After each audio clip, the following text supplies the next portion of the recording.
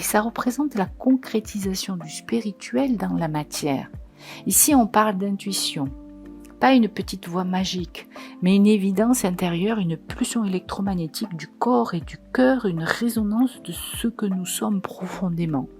L'intuition, c'est la connaissance intime de soi qui fait émerger ce qui est juste avant même que la tête l'explique. Le défi, là, dans cette dernière semaine, dans cette transition vers novembre, c'est de savoir si l'on écoute cette résonance pour agir à partir d'elle, ou si on la force, si on la déforme pour la faire coller à nos peurs et à nos habitudes.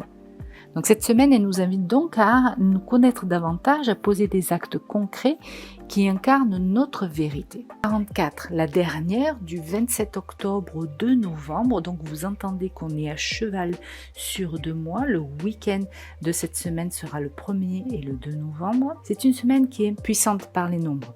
Le nombre 44, c'est un maître nombre et il double la vibration du 4 qui symbolise la structure et la stabilité. Ensemble, ça donne le 8, la réussite, l'abondance et le rayonnement.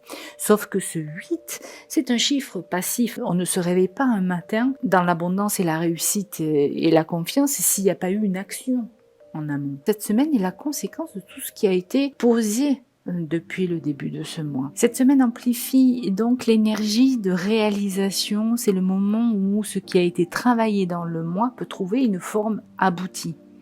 Mais avec le passage au 1er et au 2 novembre, il y a une autre vibration qui arrive, qui s'invite, et c'est le 22.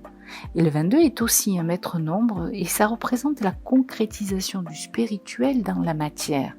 Ici, on parle d'intuition. Pas une petite voix magique, mais une évidence intérieure, une pulsion électromagnétique du corps et du cœur, une résonance de ce que nous sommes profondément. L'intuition, c'est la connaissance intime de soi qui fait émerger ce qui est juste avant même que la tête l'explique. Le défi, là, dans cette dernière semaine, dans cette transition vers novembre, c'est de savoir si l'on écoute cette résonance pour agir à partir d'elle, ou si on la force, ou si on la déforme pour la faire coller à nos peurs et à nos habitudes. Donc cette semaine, elle nous invite donc à nous connaître davantage, à poser des actes concrets qui incarnent notre vérité.